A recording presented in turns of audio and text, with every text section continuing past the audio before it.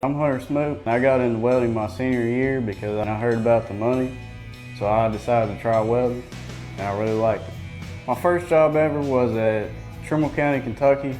We were welding Inconel overlay on the slope on Unit 1. My second job was at Gent, Kentucky. My third job was at Mill Creek. It was pretty much all membrane, Inconel. And then I decided to take off about 2.5 months, and then I went to a food plant job. I think I went straight over to Trimble County again for their spring outage, and we welded water wall and various valves and whatnot. I decided to take the summer off. I went to another food plant in Maine. That was really cool. My most recent job was at Trimble County again. We welded on Unit 1, DMWs that go from the final superheats to the penthouse.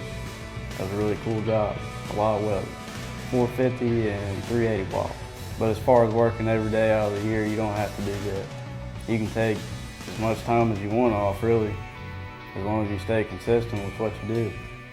You'll always have a good name for yourself in the industry. Call as many people as you can until you find the right job for you. If it's not the right job for the right time, don't go to it. You always want to make a good name for yourself. Go after your dreams. Don't settle for something. Go at it.